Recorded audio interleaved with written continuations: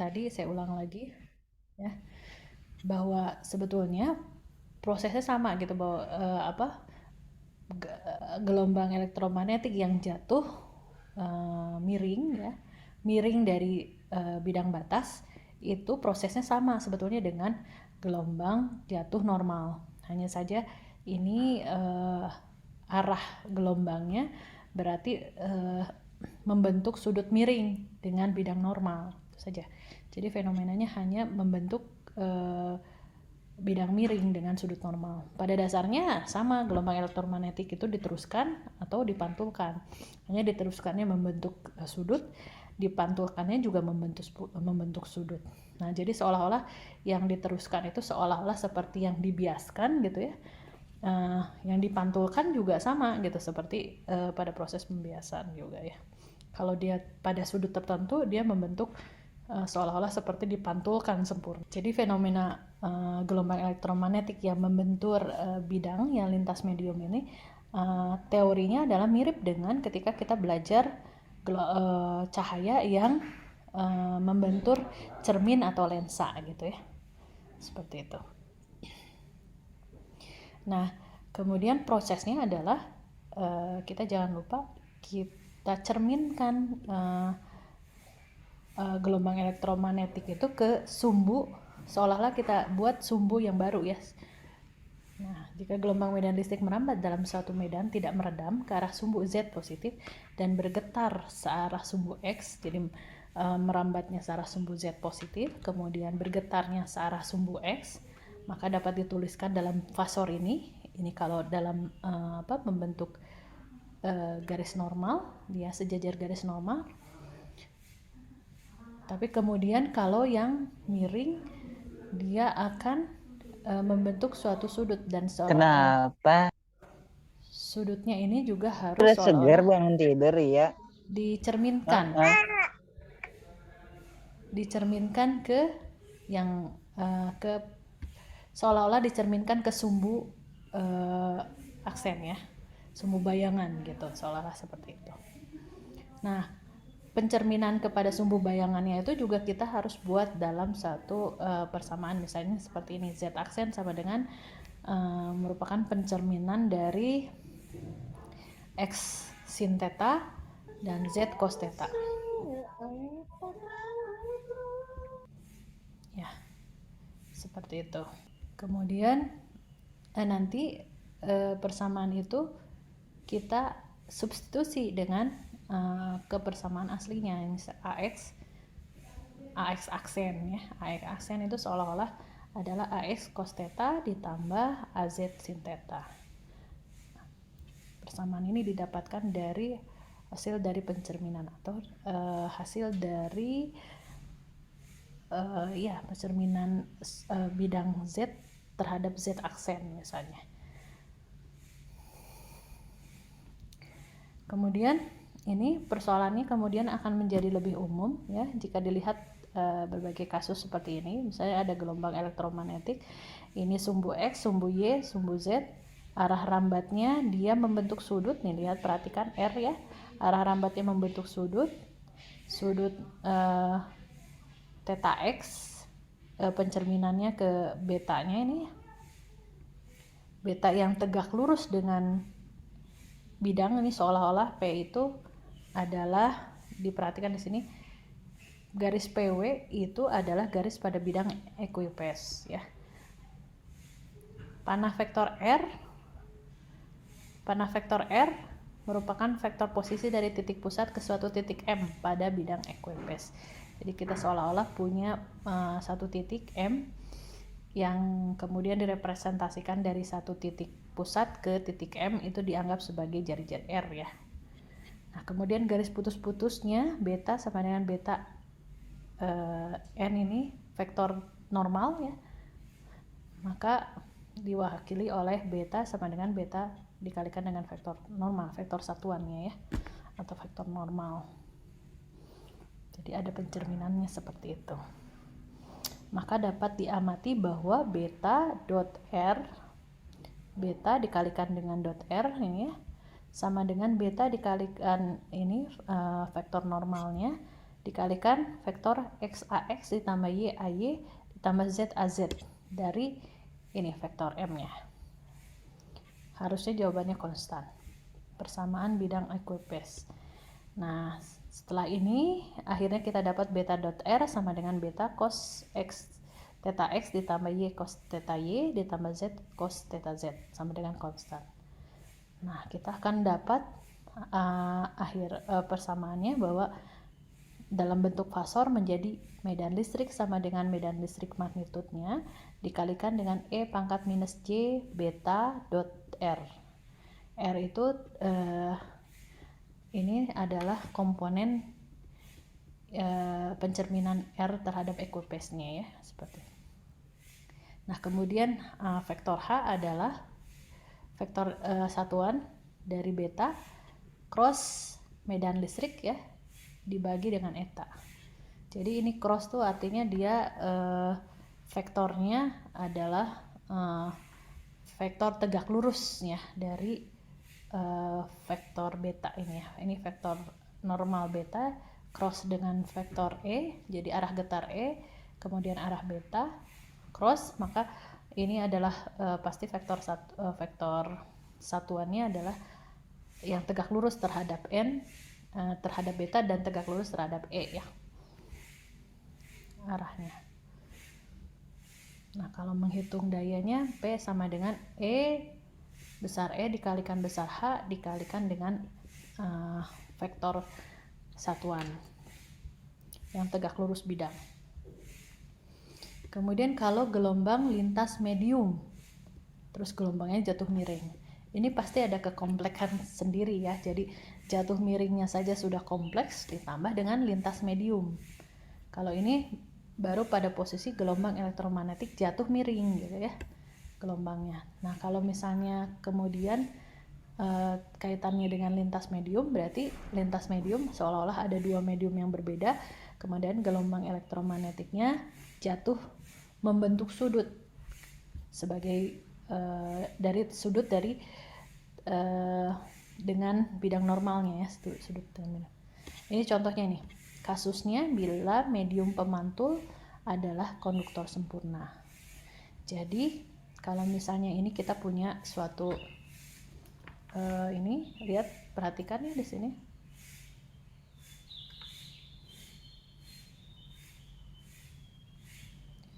Ini adalah bidang konduktor sempurna. Kita sebut di sini adalah bidang konduktor sempurna ya. Ini konduktor sempurna ya.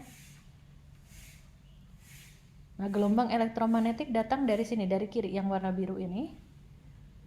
Terus kena konduktor sempurna, dipantulkan lagi. Pada kondisi seperti ini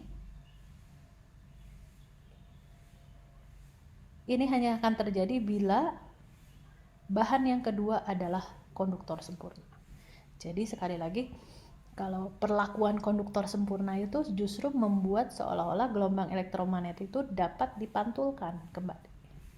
Jadi sifat dari konduktor sempurna itu seolah-olah seperti cermin, seperti ketika cahaya membentur cermin gitu ya. Jadi perlakuannya seperti itu, bahwa akan terjadi pemantulan sempurna baik itu kondisinya pada jatuh normal maupun jatuh miring. Nah, ketika dipantulkan keseluruhannya, masuk seolah-olah seperti hukum Snellius untuk pantulan, bahwa sudut indecent ya ini, sudut datang sama dengan sudut reflection ya, sudut datang sama dengan sudut reflection. Jadi sudut datang sama dengan sudut pantul, sudut datang sama dengan sudut yang dipantulkan ya. Jadi ini kalau hukum yang terjadi pada lintas medium jatuh miring dengan pemantulnya atau dia membentur bidang konduktor sempurna, jadi gelombang elektromagnetik itu akan dipantulkan keseluruhannya ya. Ini kan free space udara, diperhatikan gelombangnya datang miring membentuk sudut. Nah, sudut datangnya itu nanti akan sama dengan sudut pantulnya. Nah, inilah yang kemudian kita kenal di pencerminan ya. pencerminan. Jadi seolah-olah betul konduktor sempurna ini berperilaku seperti cermin yang memantulkan cahaya secara sempurna. Datang miring, lepasnya miring lagi. Datang tegak lurus, lepasnya gelombang yang dipantulkannya juga akan tegak lurus.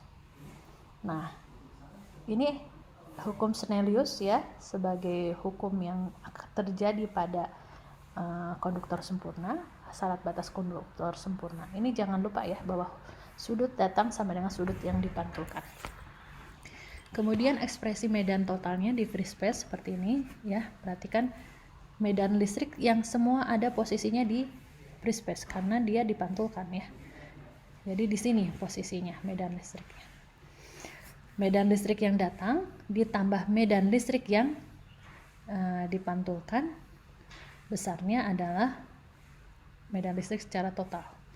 Nah, secara total didapatkan dengan ini adalah magnitud medan listrik dikalikan dengan E pangkat minus J beta I dot R ditambah E, ini magnitud dikali E pangkat minus J beta dot R ya. Semuanya sama-sama di posisi free space ya, di bidang 1 misalnya. Sama-sama 0 di sini. Bedanya yang satu adalah gelombang datang, yang satu adalah gelombang dipantulkan. Di mana akhirnya kita tahu di sini beta I dot R dan beta I dot R, beta R dot R. Nah, beta I dot R sama dengan beta X sin theta 1 theta I ditambah Z cos theta I. Ini mengambil rumus ini ya. Karena bidangnya bukan 3 dimensi, di sini 2 dimensi, ada X dan Z saja ya, arah getarnya X, arah rambatnya Y, arah rambatnya Z, arah getarnya X, arah rambatnya Y, seperti itu. Ini persamaannya positif untuk medan datang dan negatif untuk pantulannya. Nah, kemudian kasus yang kedua adalah kasus yang umum, di mana medium pembantul adalah dielektrik.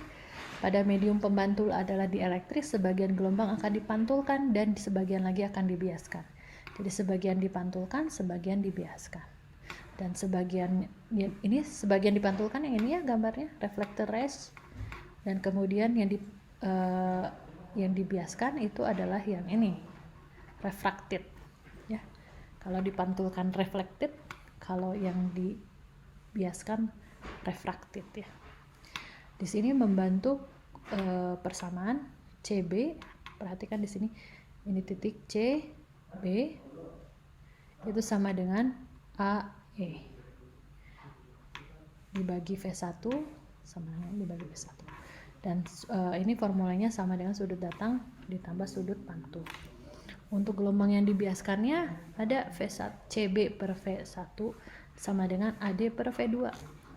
Sehingga akan didapatkan kalau yang dibiaskan itu justru sinus I dibagi sinus T. Jadi sinus sudut datang dibagi sinus sudut pantul, besarnya adalah perbandingan antara mu 2 epsilon 2 dibagi mu 1 epsilon 1.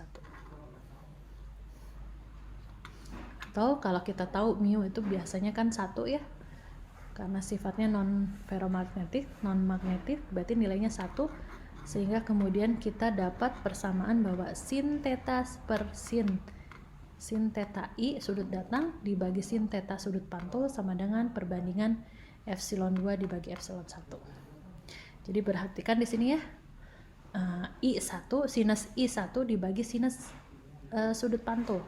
Sudut datang dibagi sinus sudut pantul sama dengan perbandingan akar E2 dibagi E1. E2 itu yang bahan pemantulnya dibagi dengan E1. Nah, ini masuk ke hukum Snellius untuk pembiasan. Kalau ini Snellius untuk pembiasan, tadi hukum Snellius saja ya untuk pantulan.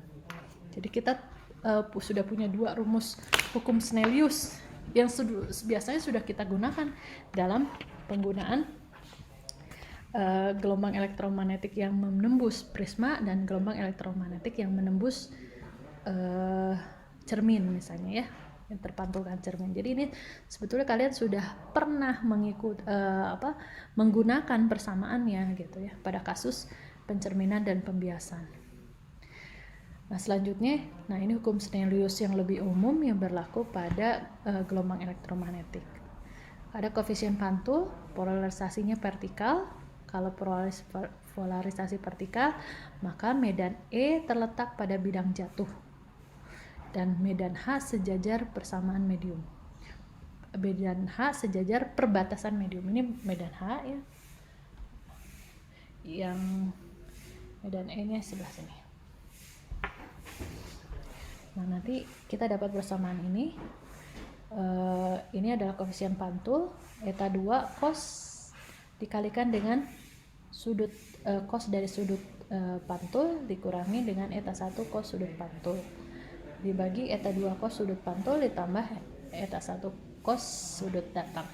Perhatikan di sini bahwa kita kan pada gelombang elektromagnetik jatuh normal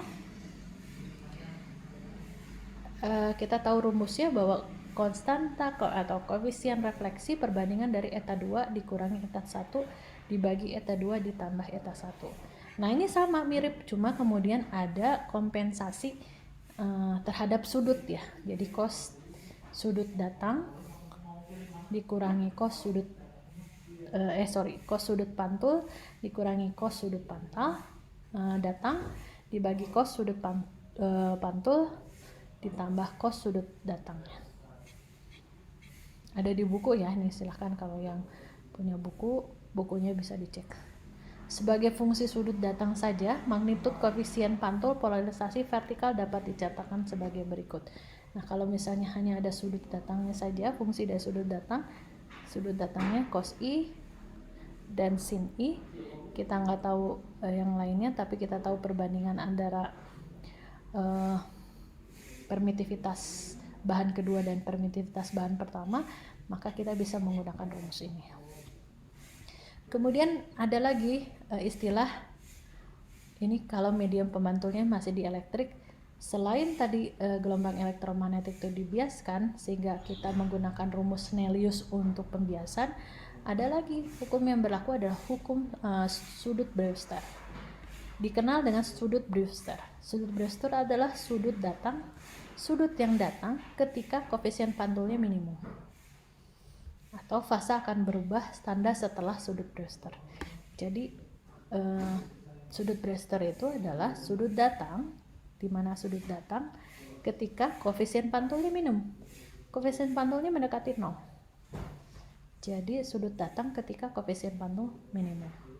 Nah, sudut Brewster bisa dituliskan dengan persamaan ini, sinus kuadrat sudut Brewster sama dengan epsilon 2 dibagi epsilon 1 tambah epsilon 2. Nah, kemudian secara sederhananya kita bisa turunkan dengan persamaan ini, tangen sudut Brewster sama dengan perbandingan eta 2 dibagi eta 1. Perbandingan epsilon 2 dibagi epsilon 1 ya. Epsilon 2 itu permitivitas bahan yang kedua dibagi dengan permitivitas bahan yang pertama. Jadi ternyata sudut datang itu bergantung dari jenis bahannya. Di sini kita akan menyimpulkan bahwa sudut yang terjadi, sudut Brewster atau sudut yang lainnya, adalah pengaruh perbandingan dari permitivitas bahan yang kedua dibagi yang pertama. Kemudian itu tadi ketika kasusnya polarisasi vertikal. Kalau polarisasi horizontal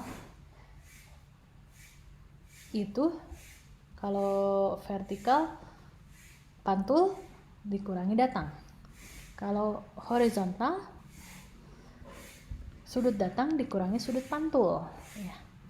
Jadi medan S sejajar bidang perbatasan, sementara medan H terletak dalam bidang jatuh.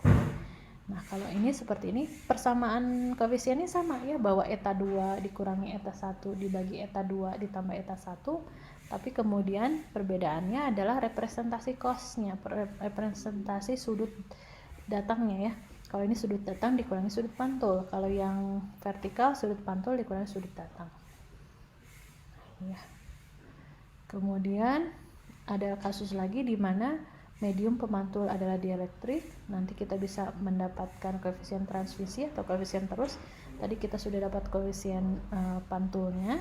Maka kemudian untuk mencari koefisien terus, untuk vertikal 2 eta 2 cos I sudut datang dibagi eta 1 cos theta 1 ditambah eta 2 cos theta T ya. Jadi di sini sudut datang ditambah sudut pantul. Yang di atasnya adalah sudut datang. Kalau polarisasi horizontalnya 2 eta 2 cos sudut datang dibagi 2 cos sudut datang ditambah N1 cos sudut pantul. Jadi ini cuma perbedaannya adalah ditukar posisi cosnya ya. Nah, kemudian kita akan mengenal lagi sudut kritis. Kalau pada pemantul dielektrik ya, itu banyak kasus. Tadi misalnya terjadi hukum Brewster, kemudian ada sudut kritis. Sudut kritis adalah sudut datang ketika sudut biasa 90 derajat. Jadi sudut datang ini, tapi sudut biasanya 90 derajat. Dia sejajar dengan bidang batas. Untuk kedua bahan non-ferromagnetik dapat dibuktikan bahwa hukum Snellius satunya adalah sudut kritis adalah perbandingan dari eta 2 dibagi dengan perbandingan antara epsilon 2 dibagi dengan epsilon 1. Koefisien pantul sebagai fungsi sudut jatuh dari gelombang berpolarisasi horizontal dan vertikal dari udara ke air dan ke parafin dengan sigma dianggap 0, maka mengikuti tabel seperti ini ya, grafik ini. Dengan referensi bidang jatuh, polarisasi sering disebut sebagai polarisasi paralel dan polarisasi perpendikular. Perpendikular itu paralel. Polarisasi paralel artinya medan E sejajar bidang jatuh. Bidang jatuh yang mana? Medan jatuh. Sedangkan polarisasi tegak lurus perpendikular artinya medan listrik tegak lurus bidang jatuh. Nah, kalau di sini kita lihat sudut kritis misalnya, ini adalah sudut datang. Sudut datangnya adalah theta C, sini sudut datang, dan sudut biasnya adalah 90 derajat atau pi per 2. Dan jadi dari syarat batas, dari perbatasan ke permukaan bidang. Nah, ini ternyata hukum Brewster ini terjadi di komunikasi terestrial ya. Alat pemancar perambatan gelombang elektromagnetik titik antara pemancar dan penerima di atas permukaan bumi. Komunikasi terestrial, koefisien pantul digambarkan untuk nilai-nilai epsilon, sigma, dan mu dari permukaan bumi tertentu untuk daerah frekuensi tertentu pula. Digambarkannya seperti ini. Maka koefisien refleksi atau sama dengan di sini R ya, sama dengan R pangkat E pangkat J theta dV, di mana R sudut V dengan C sama dengan 90 derajat dikurangi theta I. Dalam prakteknya R untuk hubungan terestrial itu di antara 0,96 sampai 0,98 ya. Jadi lebih kecil dari 1. Nah, pemantulan dan mengubah arah orientasi polarisasi ya. Jadi kalau pemantulan itu memungkinkan untuk terjadi juga polarisasi yang berbeda ya. Orientasi polarisasinya berbeda. Jadi ketika gelombangnya mantul, ternyata pantulannya bisa juga membuat arah polarisasi atau arah getarnya menjadi berbeda. Nah, ini rumusnya ya. Perhatikan, diingat saja bahwa koefisien refleksi itu adalah perbandingan dari eta 2 dikurangi eta 1 dibagi eta 2 ditambah eta 1. Sementara kalau koefisien terus itu sama dengan 2 eta 2 dibagi eta 1 tambah eta 2. Selanjutnya tinggal mau menyesuaikan apakah itu vertikal atau horizontal dari cos ini, cos sudut datang dibagi cos sudut pantul, cos sudut datang dikurangi cos sudut pantul, cos sudut pantul dikurangi cos sudut datang dibagi cos sudut pantul ditambah cos sudut datang. Tinggal itu. Jadi posisi representasi dari cosnya saja yang berbeda posisi. Oke, sampai sini ada yang mau ditanyakan?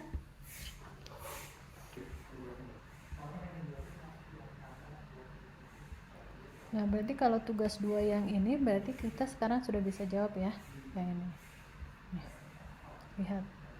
Gelombang datar uniform merambat tegak lurus bidang batas antara medium 1 dan medium 1 dengan epsilon R4, mu R1 dan bersifat lossless. Dengan medium 2, epsilon R sama dengan 9, dengan sigma sama dengan 10 pangkat minus 3, non magnetik. Non magnetik berarti mu R-nya 1 ya. Amplitudo datang medan listrik adalah 10 volt per meter, arah polarisasi ke sumbu X negatif dan arah propagasi ke sumbu Z positif. Tentukan amplitudo medan listrik yang dipantulkan dan diteruskan serta amplitudo medan magnet yang dipantulkan dan diteruskan. Bagaimana kita menjawab ini?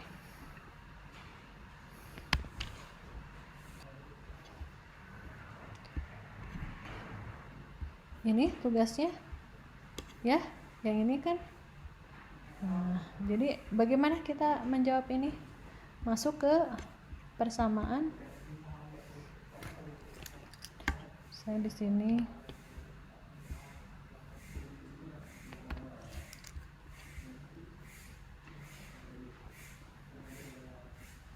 sekarang yang diminta adalah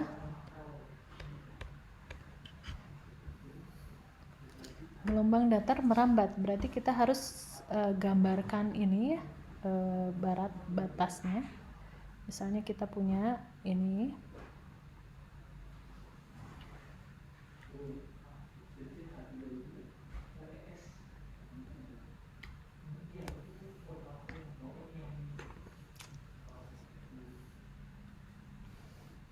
kita punya syarat batas.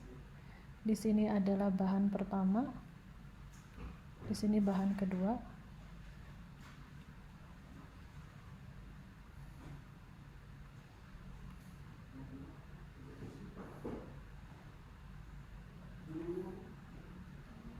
Ini.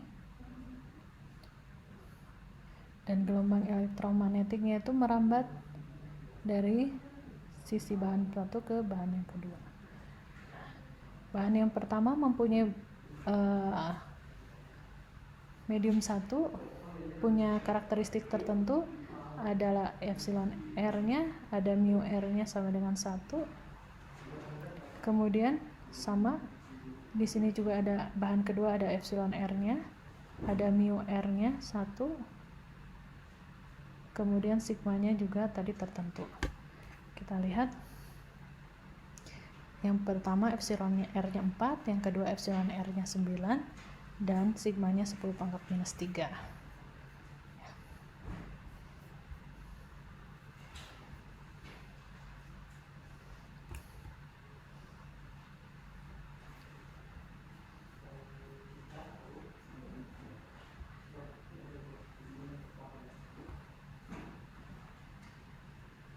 Sepuluh pangkat minus 3.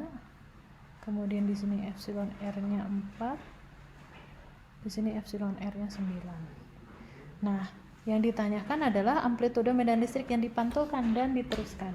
Berarti yang ditanya adalah medan listrik yang kalau dipantulkan di sini posisinya ya, dan yang diteruskan. Berarti EX1 di bidang 1 ya, EX, tapi kemudian negatif, dengan yang ditanyakan adalah EX2 positif. Jadi EX1 negatif dengan EX2 positif. Kita tahu perbandingan medan listrik yang dipantulkan dibagi dengan medan datang, X1 positif, X1 negatif, itu sama dengan konstanta refleksi. Dan konstanta refleksi besarnya adalah eta 2 dikurangi eta 1 per eta 2 ditambah eta 1.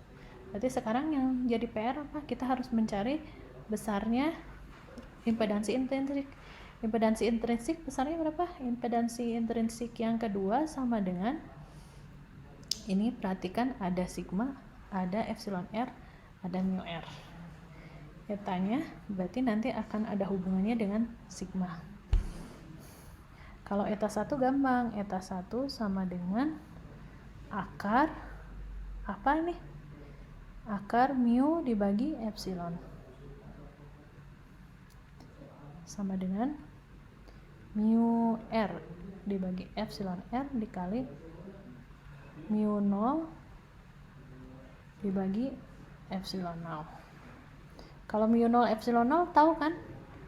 Adalah 120 pi atau 377 dikali dengan akar 1 dibagi epsilon R nya 4. Jadi akar 1/4 sama dengan setengah.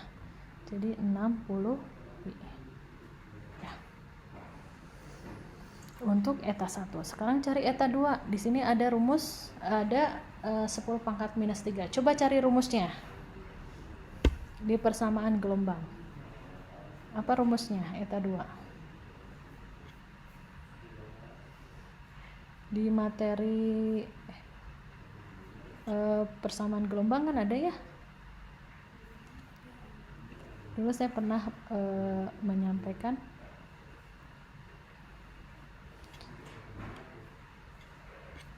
Coba ada yang ingat? Atau kalian kan sudah pernah membuat catatan resume?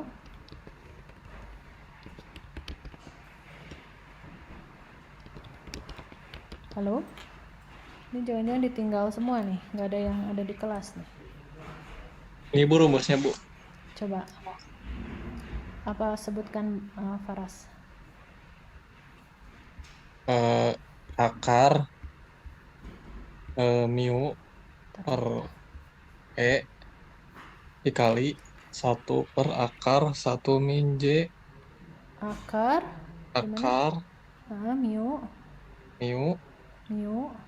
bagi E bagi epsilon ya epsilon di luarnya kali dikali di luar akarnya Bu. Maksudnya akar terus di luar akarnya lagi, akar itu akar ini mu per E akar mu per epsilon terus di luar akar yang pertama ya gini. Bukan Bu, akarnya di luar lagi. Itu disebut dulu aja ininya. 1 per ini kan konstanta rugi-rugi redaman ya. 1 dikurangi. Bukan itu Bu, perasaan rumusnya kalau di catatan saya mah Bu. Oh gitu. Coba kita cek. Mu per epsilon dikali J apa ini omega epsilon per omega Bu. Ya bukan Bu. Omega. Tunggu.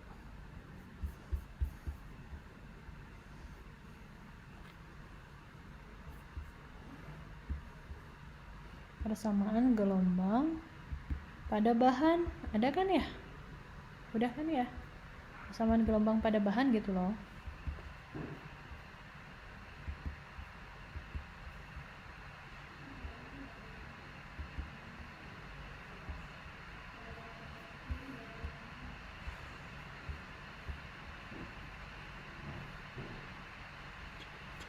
Lintas medium.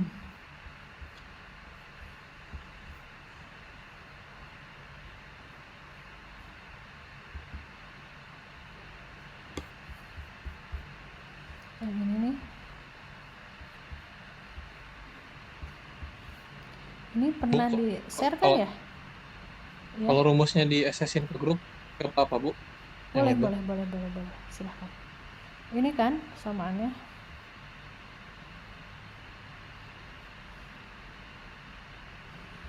Pada bahan nah ini nih. Ini ya. Ini nih sebetulnya rumus ininya ini kan ini. Rumus besarnya. Nanti efeknya ke sini nih, impedansi intrinsik. Yang ini kan? Tadi maksudnya nyebut yang ini kan ya? Paras. Iya Bu, yang itu. Iya betul. Jadi di sini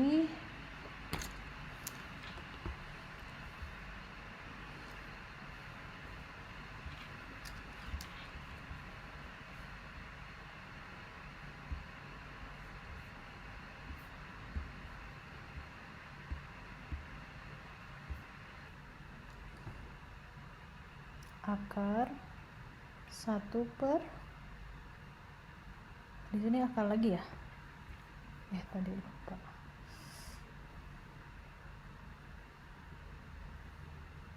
1 dikurangi J sigma omega epsilon ya.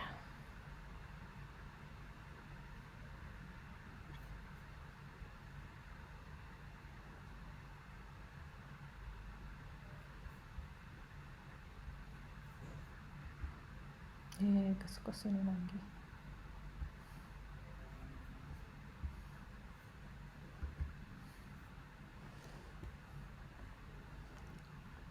Satu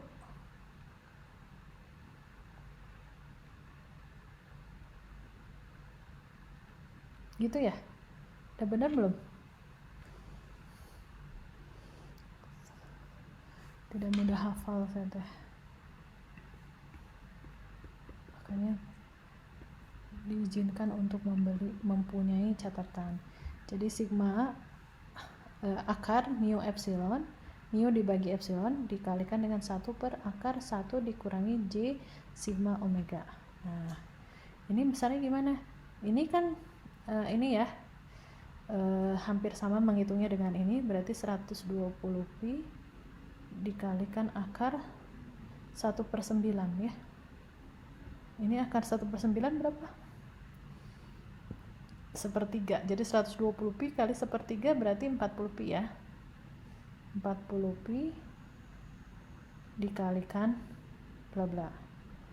Dikalikan bla bla. Nah, sekarang kita lihat supaya kita nggak capek-capek ngitung sigma omega epsilonnya berapa nilainya. Sigmanya 10 pangkat minus 3. Kecil kan ya. Kemudian epsilonnya 8,8 kali 4 kali 10 pangkat minus 12 ya, kecil. Nanti jadi besar, sesuatu yang besar dibagi yang kecil, jadi ada nilainya, sesuatu dikurangi jadi kecil ininya, kemudian diakarkan kecil lagi jadi 1 per sesuatu yang kecil. Ini hampir mendekati 0 jadinya ya enggak? Sudah ada yang bisa menghitungnya nih, tapi tidak diketahui frekuensinya ya, maka sepertinya ininya kecil, mendekati 1. Jadi ini mendekati 1, ini mendekati 1, maka dikalikan 1 ya, jadi 40 pi. Nah, ini tinggal masukkan ke persamaan ini, sama dengan eta 2 40 pi dikurangi 60 pi dibagi 40 ditambah 60, jadi dibagi 100 pi sama dengan minus 20 pi dibagi 100 pi.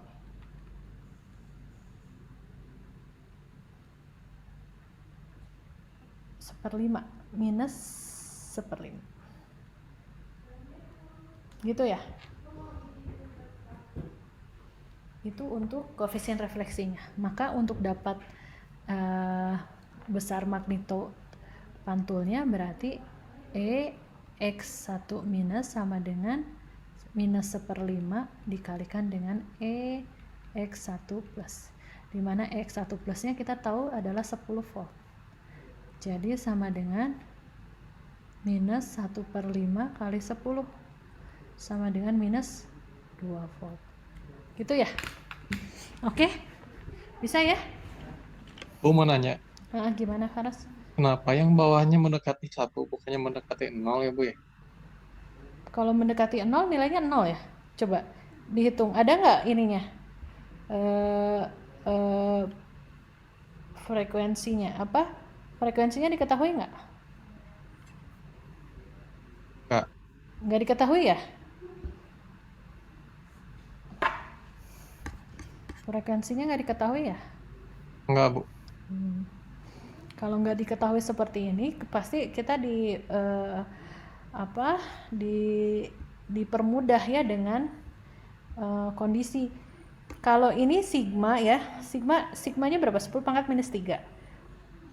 Epsilon E aja berapa? 10 pangkat minus berapa? 12 kan? Jadi di bawah ini jadi besar. Sesuatu dikurangi yang besar, terus diakarkan,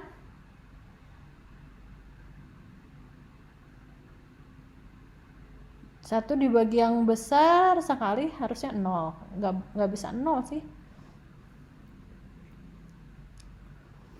Jadi seolah-olah ini mendekati 1. Iya nggak sih? Ini seolah-olah mendekati 1. Kemudian ini besarnya jadi 1. Karena ini tidak ada, ini aja asumsi, kalau ini kan tidak ada gelombang elektromagnetik, nggak ada frekuensinya, maka ini akan dibulatkan, memudahkan gitu loh. Ya. Soalnya di sini kan 2pf ya, 2pf gitu loh Faras. Paham nggak? Ini kan Paham, Bu. 2pf. F-nya kita nggak tahu ya. Iya. Ya asumsi aja F-nya juga besar ya. Jadi seolah-olah sesuatu dibagi besar kan 0, di sini besarnya 0 nih. Ya nggak? Sesuatu dibagi sesuatu yang besar sekali.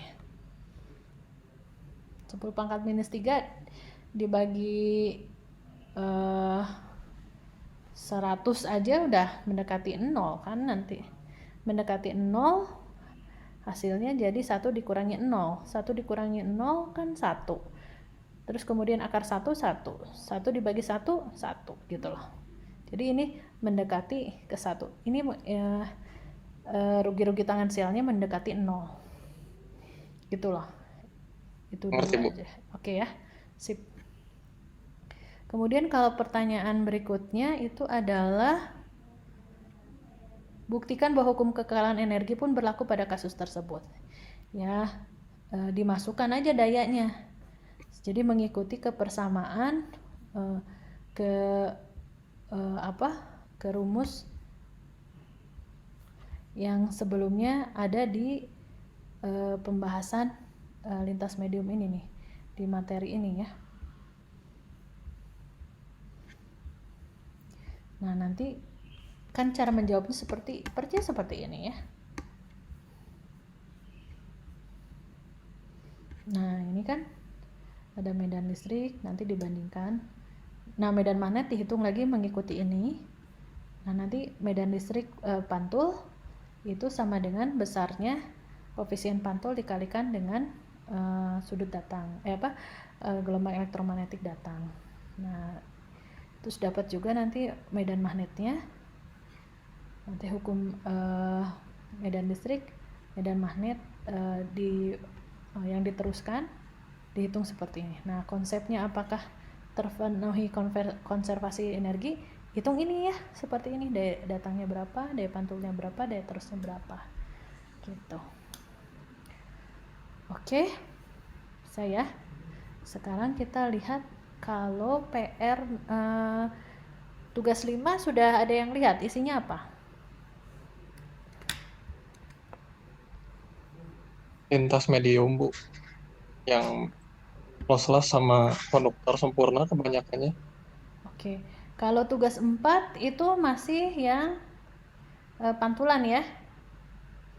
Tugas 4 belum pernah dikerjakan kan ya. Ini yang tugas 4. Ini tugas 4, suatu gelombang datar merambat, nah menuju medium B, ini hampir mirip, ke arah kedatangan tegak lurus bidang. Tentukan persamaan medan listrik dan medan magnet dari gelombang yang dipantulkan diteruskan pada bidang. Kemudian hitung rapat daya. Ini sama kayak yang tadi kita bahas. Ini yang kedua. Nah, ini yang pertama, kalau yang pertama ada frekuensinya nih di sini. Ada frekuensi diketahui, ada beta diketahui. Kemudian sebuah gelombang serba sama berjalan pada udara bebas biasanya terjadi pada permukaan konduktor yang sempurna. Jika total medan elektrik adalah 0 pada jarak 1 meter dari permukaan konduktor sempurna, tentukan kemungkinan terkecil frekuensi gelombang datang. Ini masuk ke rumus yang tadi, di mana terjadinya gelombang berdiri. Jadi pada titik-titik di mana dia akan maksimum, pada titik-titik mana dia akan minimum. Ini bisa. Terus kemudian jika diketahui persamaan elektrik magnetik ini, Tentukan vektor pointing waktu rata-rata menggunakan bentuk domain waktu dan vektor pointing untuk kompleks bidang. Ya, ini vektor pointing kan sebetulnya perkalian dari medan listrik total dikalikan medan magnet total.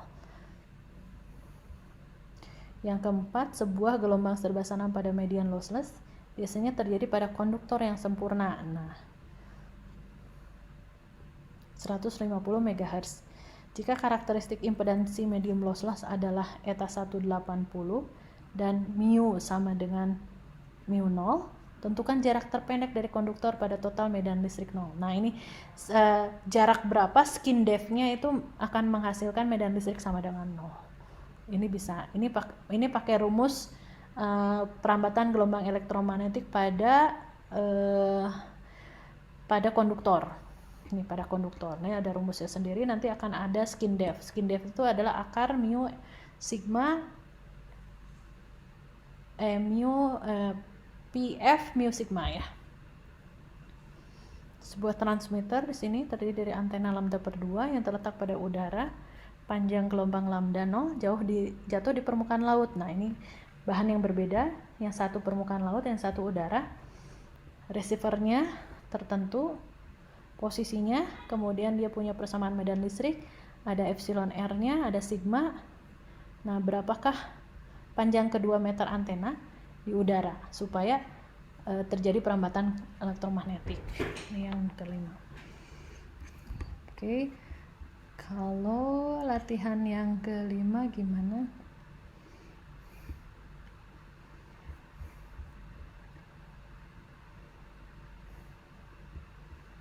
Putri nomor 2 sama nomor 4 pakai rumus yang mana? Nggak jadi. Bentar ya. Yang kelima itu sekalian saya download. Salah.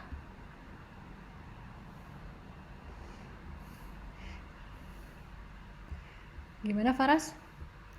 Nomor 2 sama nomor 4 dua. rumusnya yang mana? Nomor 2 sama nomor 4, ini nomor 2 dan nomor 4 itu bukan lintas batas ya, tapi adalah perambatan gelombang elektromagnetik pada konduktor. Pada konduktor nih. Di sini konduktor ya. Di sini konduktor. Ya kan?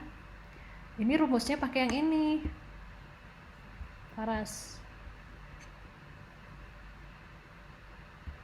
Bukan yang lintas batas, sorry. Saya pernah sharing yang ini ya, plane wave.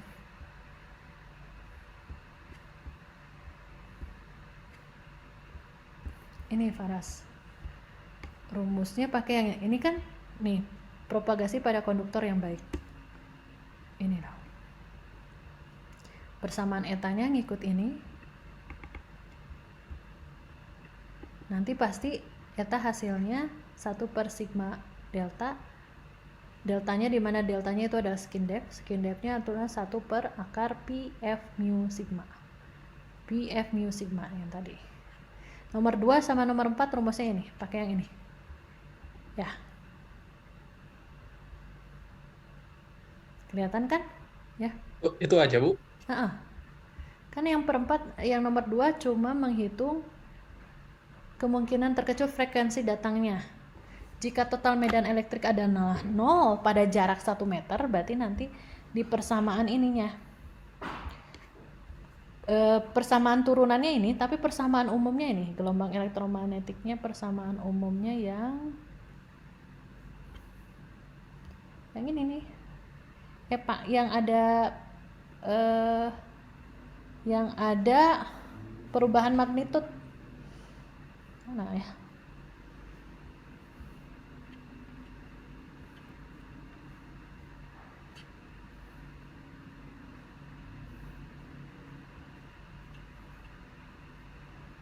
Nih, ini rumus umurnya. Jadi masukkan ke sini. Nanti E-nya berapa? Magnitudenya berapa? Alfanya berapa? Z-nya jarak tertentu sampai E-nya jadi 0. Ini jadi 0. Ini semua asumsi maksimum. Ininya 0. Ya. Gitu. Jadi rumusnya yang ini, persamaan umum gelombang berjalan ditambah dengan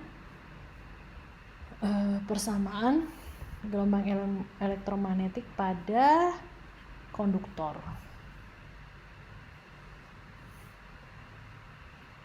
Itu tadi yang nomor 2 dengan nomor 5.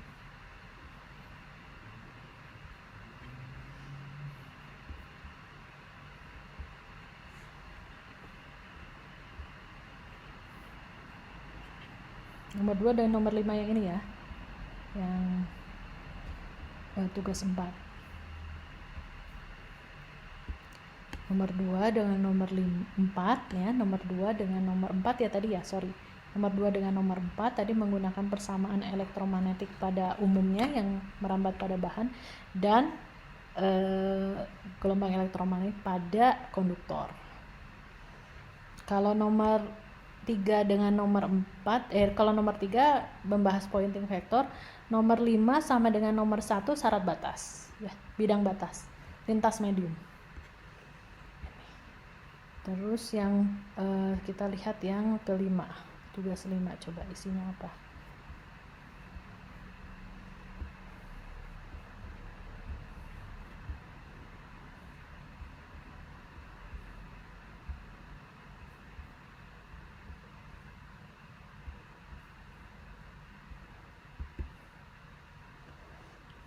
Sebuah gelombang datar.